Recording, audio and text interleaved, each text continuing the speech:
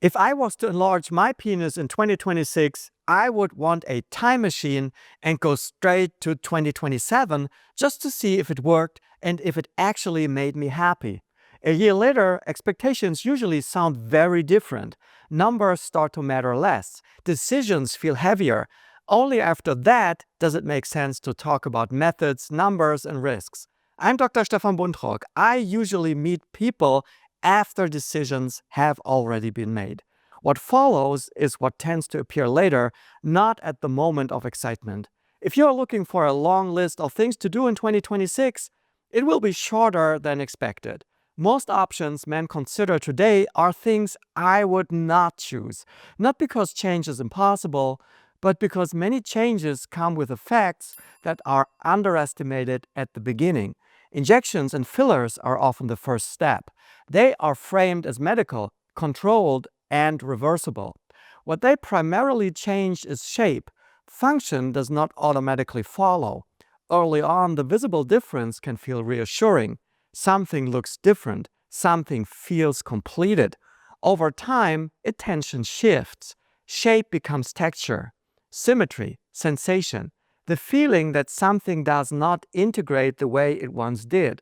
Some of these changes can be modified, others remain. Ligament surgery is commonly associated with gaining length. What it actually alters is support. The suspensory ligament stabilizes position. When it is cut, the visible angle may change. Stability changes with it.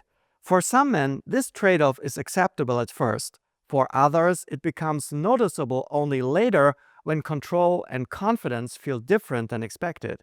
This distinction is rarely obvious at the beginning. Devices promise agency. Traction systems, pumps, and manual techniques create the sense of doing something actively. Tissue responds not only to force, but to repetition. Microtrauma rarely announces itself immediately. It accumulates. Discomfort is often reframed as progress. With time, the narrative around that discomfort tends to change. Erectile function depends on intact tissue, reliable blood flow, and neural integrity. Anything that interferes with these elements carries consequences that are not always immediate. Some are subtle, some are not. Supplements appear late in the process because they feel safe. They do not alter anatomy or create tissue. What they mainly introduce is time. When expectations are high, time can quietly transform hope into frustration. Traction occupies a narrow gray zone. Under strict conditions, with long timelines and reduced expectations, modest changes can occur. They are slow and demanding.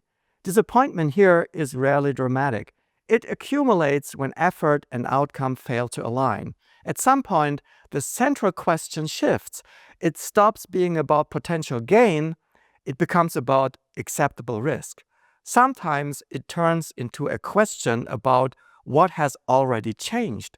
This shift does not happen early. It happens when anticipation gives way to reflection. This is the reason clear recommendations are difficult. Most regret does not originate from reckless intent. It originates from decisions made before the full weight of consequences is felt. Anticipation moves faster than insight. So, what would I actually do in 2026? I would avoid anything irreversible. I would prioritize function, sensation, and vascular integrity. I would treat visible change with skepticism, especially when long-term cost is minimized or ignored. If any intervention were considered at all, it would only follow a reduction of expectations to what tissue can realistically adapt to, not what imagination demands. This does not mean that every intervention leads to regret. It means that timing matters more than technique. Medicine offers options easily. It rarely slows momentum.